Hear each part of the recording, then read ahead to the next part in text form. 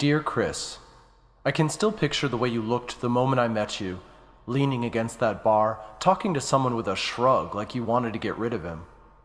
You were so hot in your leather jacket with your scruffy little beard and boyish grin. I don't normally go for guys much younger than me, but there was something different about you, a kind of sad wisdom in your fuck-it-all smirk. Je me suis finalement décidé à te dire bonjour, et tu as répondu avec une voix aiguë et assurée, à la fois douce et masculine. Tu aurais pu avoir l'air d'avoir 18 ans si tu n'avais pas eu une barbe si forte et des yeux noirs regorgeant d'histoires vécues. J'imagine que ça a été comme une sorte de coup de foudre, et j'ai senti que ça a été la même chose pour toi. We closed the bar, and you took me to that veggie diner where we picked at our scrambled tofu for hours sharing stories. Soon, we were on the same side of the booth, our hands all over each other. You paused to tell me your secret. I was surprised that I wasn't more surprised, and that I was ready to finally go there. On est finalement retourné chez toi et on a fait l'amour, nos barbes se frôlant. On a déboutonné nos chemises, révélant nos torses poilus, les tiens plus velus que les miens et plus doux à la fois. Mais on était trop excités pour en rester là. Tu t'es pressé de nous débarrasser de nos pantalons, alors que j'étais nerveux, car c'était ma première fois.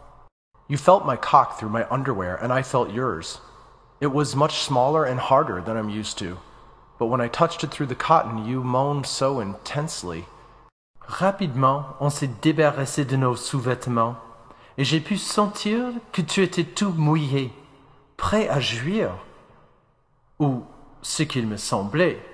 En fait, ton pénis, que tu appelais à une certaine époque ton clitoris, avant de prendre des hormones pour être l'homme que tu es, était complètement dur et mouillé.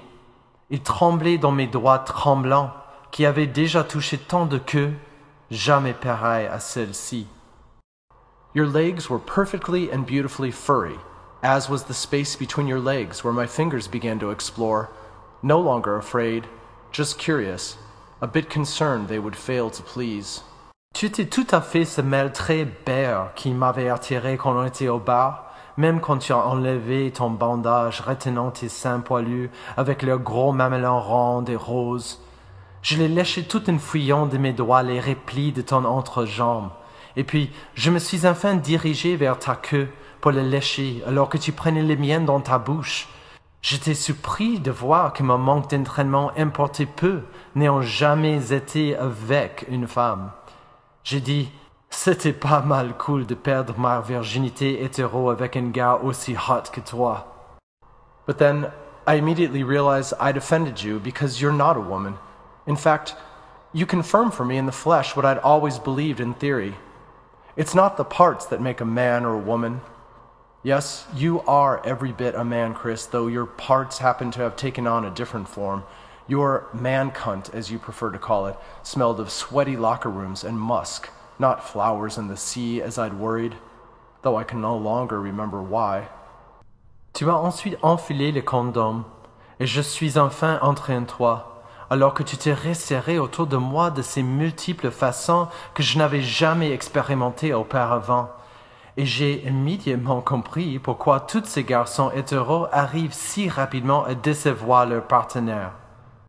I managed to hold out for long enough to cherish that little moment of paradise with you, a moment I hope will repeat again very soon.